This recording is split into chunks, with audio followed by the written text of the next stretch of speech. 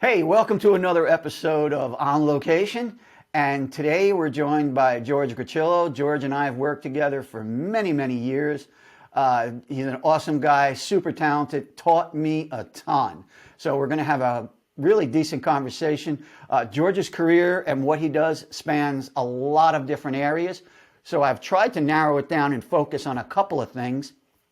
George, welcome. Thank you for taking some time. Oh, thank you. Thank you. I'm glad I was able to make some time to join you today, Joe. Good. So, George, I'm going to kind of move us through here rather quickly. Let's start with the Yes Network. And Yes stands for Yankees Entertainment Services, Services. Okay. right? Yankees Entertainment Services. Yeah. I believe that's what originally stood for because it was not only supposed to be Yankees, there was also supposed to be entertainment involved. Well, the Yankees are But entertaining. So yeah, anyway, let's get back to it. So a studio, as you and I know it, and a lot of people don't. When you use the word studio is a box. It's just a room. It has lights, it has cameras, and it has the capability to move audio. What makes it a show is the dressings, is the set pieces, is the sites that you move in, and the different sets that are built in there. And studios have multiple looks because you can keep changing the sets. So, yes, let's talk about Yes. Talk to me a little bit about some of those shows that have been done there and some of the sets that you've built and lit. sure. Okay, so the beauty of the studio is it's basically a blank canvas, a controlled environment where you have all of the needs that are required to light it, have audio, and to put your scenic elements to it. So in our studio, yes, we've been on the air for 20 years. We've gone through three major set installations. When we started, we were in SD, and then when we went from SD to HD, the whole ratio of the set needed to change. All the talent needed to be a little further apart. The sets needed to be a little wider.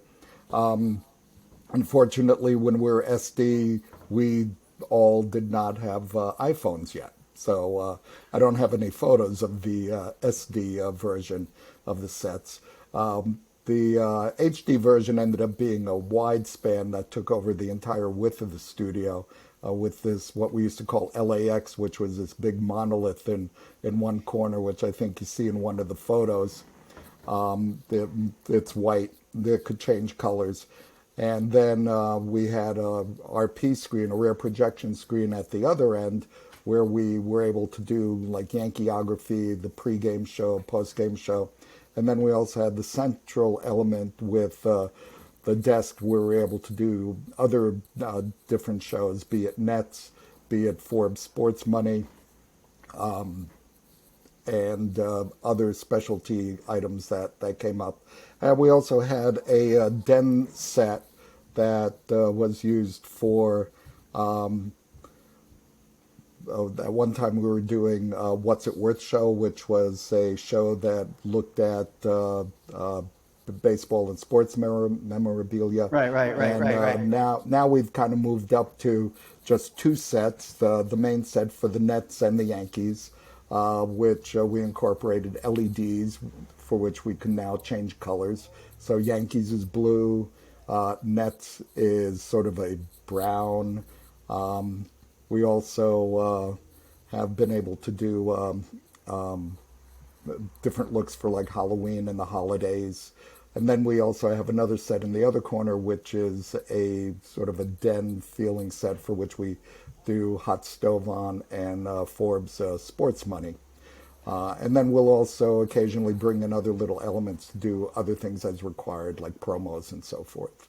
Yeah, I saw a couple of pics that had, which we have, is you had like a little stand and there was a Yankee thing on it. I guess you were shooting elements for a promo or something? Yeah, we were doing some promos for the upcoming season. We were basically just putting people's hat numbers and their jerseys on the set and doing little moves around it so that when they talked about the players, they were able to refer to some of their numbers and so Now, forth. one of the ones, not to interrupt you, but one of the ones I definitely want to make sure we hit before we move off this is I saw a really cool pictures of a set with a barber chair, a Yankee clipper, some notable actors in it. It was actually, what was that all about? Okay, so what that was all about is they created this promo for, I think it was the 2019 season, which they were calling Buzz in the Bronx. So we basically moved all the sets out of the way and brought in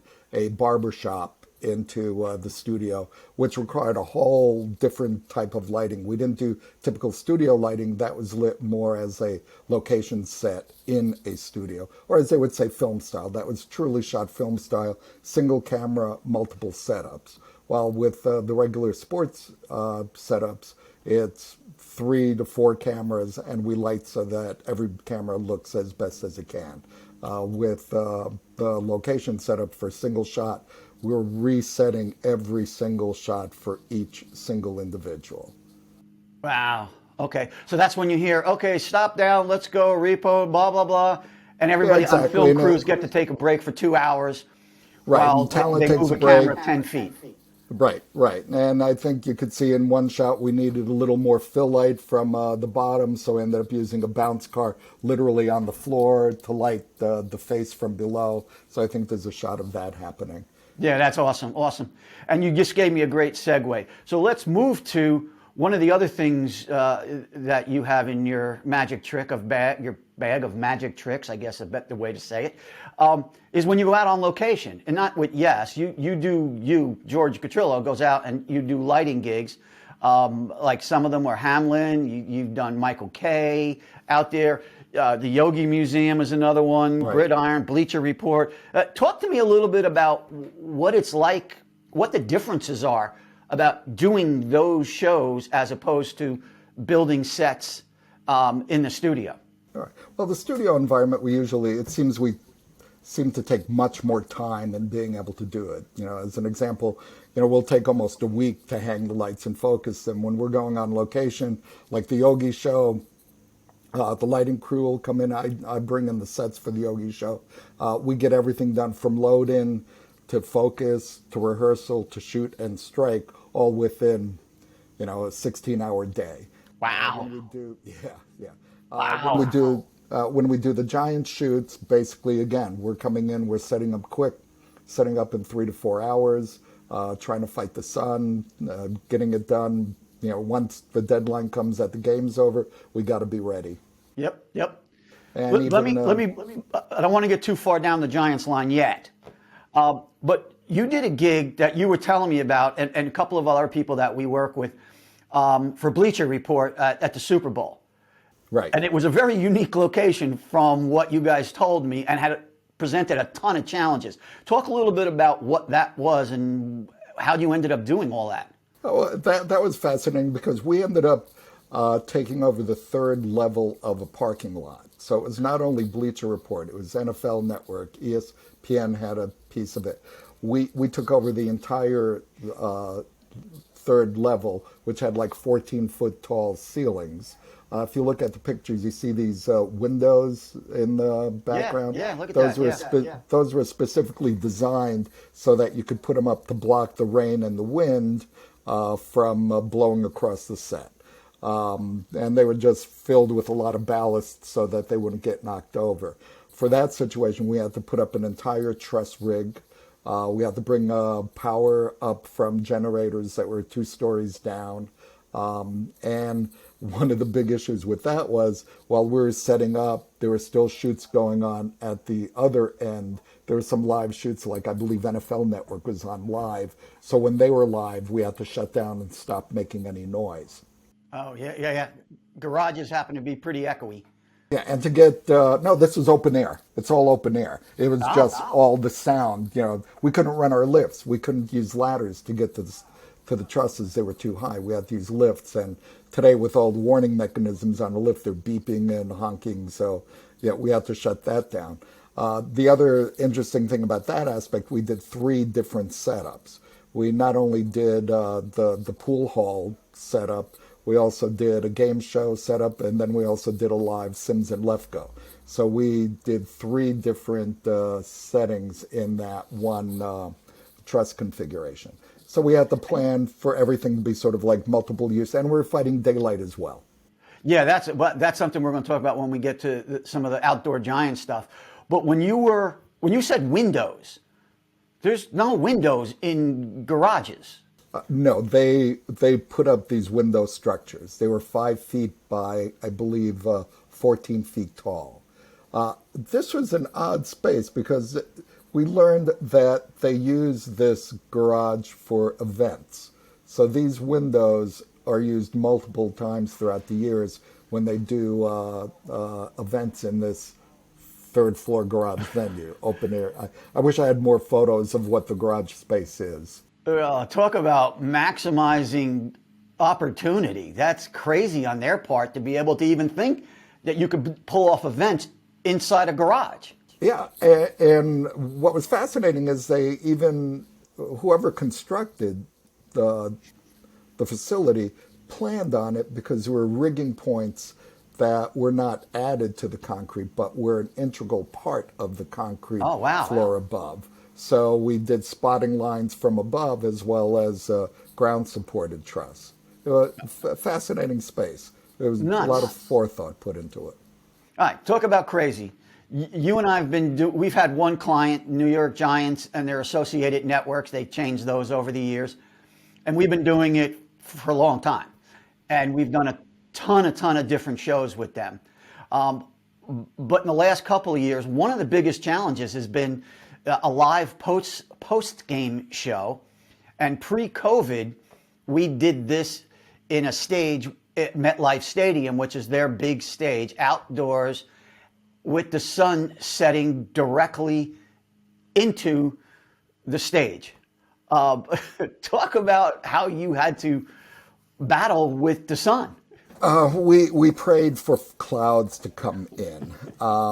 Whenever we did those 1 o'clock games and we had the sun setting as we're going to the post-game show, it was horrible because where we were located, we weren't allowed to put up like a 20 by silk or net to block the sun. We had to just kind of deal with it.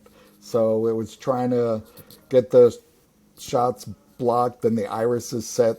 It was pretty ugly. But when we did have the later shows, the 4 o'clock shows and the 8 o'clock games, those at least looked decent. But that 1 o'clock game with the sun setting, if we had no cloud cover, we didn't have anything but to accept the fact that this is going to look pretty lousy. Yeah, and you came in not with a couple of little lights, not these YouTube little cube. I mean, there was some like for real lights. To cut through the sunlight to try to at least get some revelation of form on the talent. We ended up using 4,000 watt HMIs. Yeah. So we basically, we had 5 of those, 2 cross lighting and 2 keying, and then 1 just kind of front filling. And that looked well at night. During the day, at least we're able to, see the talent in front of the screens. The sun would just wash the high def screen, LED screen out completely. Yeah, I was going to say that was the other thing behind it. There was this monster screen sitting behind it that sometimes worked. It always technically worked, but sometimes you could see it, sometimes you couldn't. One of the things I did learn from you on that set was we were also out in the elements. So not only was it sun, but we had snow, we had rain, we had wind, we had a lot of things that were constantly challenging the technology. We had winds one day that were actually lifting the jib arm. We had one of our techs was actually hanging on to it and it lifted him up. But I always was concerned in the beginning. I was like, when the rains came and hard rains, I was like, George, the lights, that's electric and the lights. And you're like, no, that's the only thing you don't have to worry about with these lights. Yeah, with the area lighting fixtures, as long as we kept them on, they were designed to work in the rain. But don't turn them off and keep a scrim in front of the glass so rain wouldn't hit the lens. But they were okay. Yeah, absolutely amazing me. Now, that same show, again, along with a lot of other ones we did for them, that same show, the post-game show, on away games, we were back in, the Giants have their own broadcast facility on site. So we would move into that facility to do the away games. Talk a little bit about the nuanced differences between lighting in the studio and the battles you had with nature on the outside. Well, first of all, we didn't have to dress for all those weather situations. But yeah, inside, we're in a controlled environment. Our biggest challenge in the studio is that the backdrop in that space is a high gloss vinyl backlit vinyl. So we can only use like hard key lights. We can't light with soft lights or any real large source because it just reflects to no end. So in the studio, we have to use really controlled lighting to keep it off the backdrops and also reduce the reflection on the backdrop. Yeah, and we're in a multi-camered environment, Correct. so you can get it lit perfectly for the jib, but when you shift over to camera one, it's different. Shift to camera two, it's different. But we wrap them with multiple lights. So as I said, we had 5 lights out on location. In the studio, we're using 7 lights for each, at least 7 lights for each position, so that we could wrap them smoothly for each camera. Yeah, and you do a brilliant job. I mean, looking at it, I never, as a producer, one of them, I never saw any point where we got caught. You would catch a tiny little light flare on the backdrop, and you'd be out just correcting lights, or Jimmy would be out correcting lights to get rid of it, when the rest of us were like, I don't even see it. Yeah, I would say our big challenge in both of those situations is because our talent, on-air talent, is watching the game, that we can't get them to take their seats and we can't look at camera shots until they sit down. So we're really making adjustments up until the first camera is taken. Sometimes we're ready for camera 1 and I'm still working on camera 3 to make sure it looks right before we go to 3. So that's one of our biggest challenges. They just never seem to give us enough time to try to get it right. Never. So we'll tweak throughout the show. Let me give you just give me a quick answer on this, because I do have a couple of points I want to get to. Skin tone. There's obviously, we're in pro sports and we're in football, so you're going to have African Americans, you're going to have very pale white, Irish people. It changes, and they can both be on set, or multiples can be on set. How does that affect your lighting? Basically, we need to set different levels. As an example, someone who's pale white, our key lights might be at like half intensity, where someone who's very dark colored skin, we're going to be running at 70 or 80% intensity, so that they look even when you look at them on camera.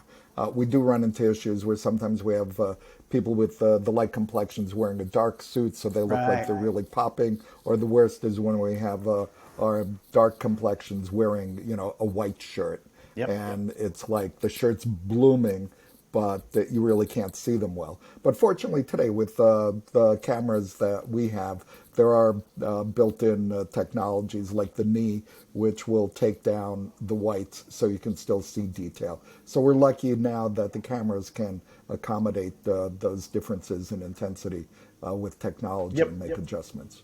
Yep. And when we're in the control room, you're in a position that I can actually see what's going on. And I've noticed, even when we're up, and it's a pretty stationary set, and there's not a lot of movement going on out there, but you're always fine tuning. I always can see you making subtle adjustments until we get deep into the show. And you already gave the answer to that, is because we never have a chance to rehearse. Right. So you're actually setting and rehearsing while we're on the air. Exactly. And also we have the issue where some of our talent, it takes them a few minutes before they decide exactly where they're going to settle down if they're standing.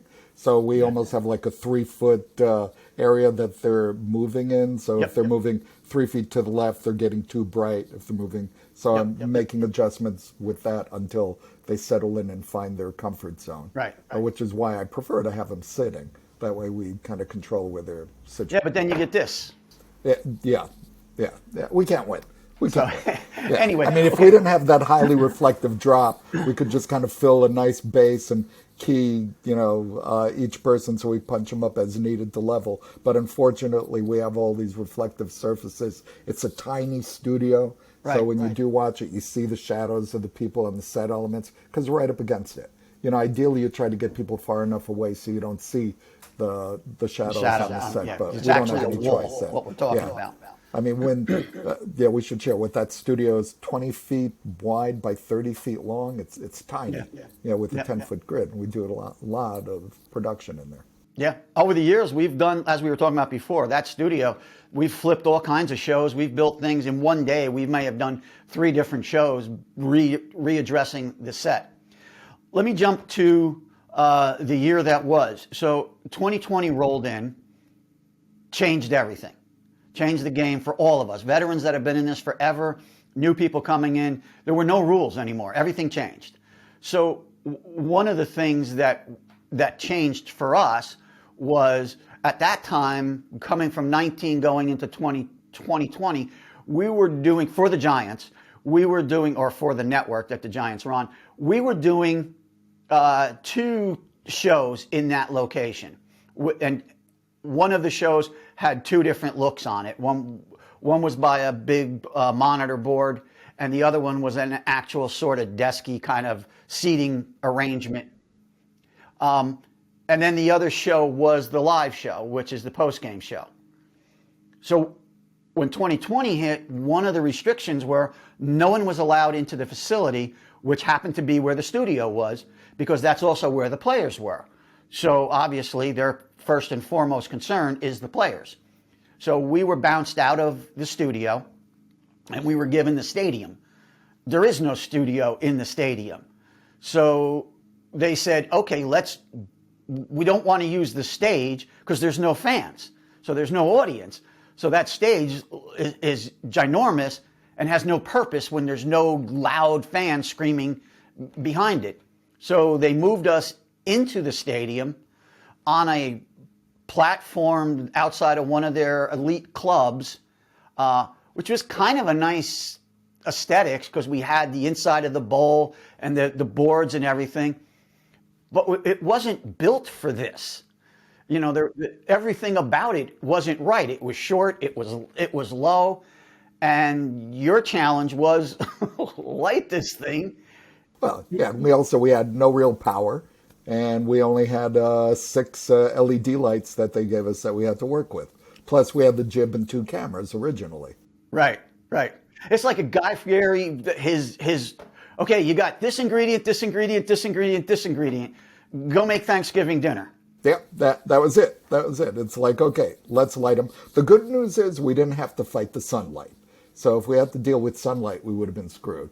But we had just enough space. We were lucky that we just happened to have those fixtures, and we kind of just fit everything in. And, I often say just do the best with what you got. And we set it up, then we kind of tweaked it and tried to make it look as best as we can. And it ended up looking pretty good. Yeah, and then they also... nobody ever wants to know how we kind of burned ourselves because we went from a huge crew because of COVID. We were limited to a very small crew. And of course, once that was over, you guys can do this without those people. Yeah. Well, we were stuck in a situation, damned if you do, damned if you don't. Right. If we didn't pull it off, look at these guys, they don't know what they're doing. We did pull it off, and it's like, you really need all these people to make this work? It's like, yeah, but it's a very special situation where we're really going with all the just basic requirements to get an image on the camera. And we did, the show's great, it looks good. It works. It definitely covers what it needs to cover. But you and I, we know that there's a lot sacrificed in doing what we did. It isn't that big stage. It doesn't have all of the nuances of that, but it's good for what it needed to be in 2020. 2020 also, because we were forced out of that, we had to make the other show, which is a pure studio show with 2 different looks to it. We were given their museum room, which is they call Legacy, and we were said, okay, here, go shoot in here. Yeah. It's all glass. Yeah, all glass. We just kind of found the corner that worked best for us. Again, we were dealing with a low ceiling, so we had to watch the camera angles. You had to be careful with a wide shot, otherwise you could see the lights that were reflecting. And we had, the worst thing was we didn't have any control of the lights inside the museum cabinets. So some of those were like burning up in certain areas, but we couldn't open the cabinet to either lower the wattage of the lamp or put some diffusion on it. We really had to accept what the environment was. I kind of felt we were doing a reality show. Yeah, no, it was, yeah. And again, we were limited. We could only use the fixtures that we had that, the Giants had for the remote shoots. And we just were able to pull it off. We did have to relight each setup. We didn't have enough fixtures to do one setup and just walk over to the next. We had to break down and relight. And if I recall, we had to do that several times because of scheduling with players and such coming in. So we'd set up, break instead down, of having set up, break down. that, what would have worked for production didn't work for talent. So we had to move stuff around. Also, we had to go from one room into another room, which meant through a doorway. So the jib actually had to be dollied. This place wasn't built for this. No, I mean, it's a very cozy, nice, like you were going into a small, intimate museum. And the jib is like trying to walk a giraffe through your living room. And we had to move that down. And then, like you said, you had to move all the lights over, relight. It was an interesting challenge late in our career. Yeah, but pulled it off. Yeah, and, we got it done. It was kind of cool. Check it off. One more thing. George, I want to jump to something very different that I love the fact that you're involved in it because it just makes me giggle like a little kid. And that's Bill Diamond's production. Yeah. I'm not even going to begin to explain Bill Diamond. So kind of just talk a little bit about what goes on up there. If anybody's interested, you could Google Bill Diamond Studios. Bill and I met like 30 years ago. He had a studio in Peekskill. Bill's a puppeteer, scenic designer, great sculptor, great artist. And he's always been involved in the monster genre. So he's created a couple of monster puppet shows. One is called Monster TV Network, which is basically based on all the classic monsters, Dracula, Frankenstein, werewolf. They all got together and said, nobody's watching us anymore. So what we need to do is create our own TV show, our own TV network. So he's created this Monster TV Network, which are all puppets. So he's got a couple of shows in the can. And hopefully soon he'll be shooting some more. So we've been working with him. It's kind of fun. It's more creative. Does some miniature work. He also has one show that's based on Moonchins, which are characters that live on the moon, and what shenanigans they're up to as they comment on what's going on Earth. Let me give you this. I don't even know if I can say it because it's a Jim Henson sort of style puppet. Yeah, Bill worked with Jim Henson and for a number of years, and he was really close friends with Jim's son Brian, and he still is. He's still very close to the Henson family. Yeah, and if you get a chance, go check out on Faro City. We have a section called Legends. There's little documentaries on all these people. We did a whole thing on Bill. You're going to be blown away at what this guy's capable of. And I promise I'm going to get Bill on here because he's a character that you can't omit. He's uniquely different. Yeah, and right now he's also working on another series called Talking with the Dead, which is zombies that are lusting for cannabis. So it's a parody.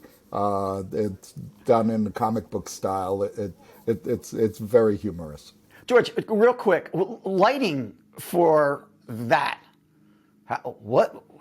I don't even know how to ask the question. It's use little tiny lights. No. His puppets are pretty. The puppets are large. I mean, they're they're all almost human size. I mean, Frankenstein. He's probably 5 feet tall. So we're using regular lighting, doing it location film style.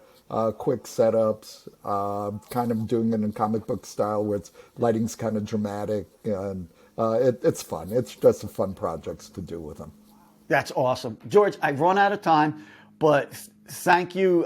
There's no way I could even cover everything you do in one of these viewings. So that's my way of saying, you come back? Oh yeah, absolutely, absolutely. Okay. I'll see you soon too. Yeah, we're actually working together this week. Also, cool, great. Hey, Okay, George great. is another Faro City brother, so anybody watching and have any more questions, fire them away at Faro City, and we'll get them to George. Maybe we can even get George on Ask a Pro, which is something new. I don't think George even knows about it. No, absolutely. That'd be a lot of fun. Yeah, you can get on, But anyway, more to come. George, thank you for your time. Much appreciated. Have a great time. All right. Bye-bye. Peace.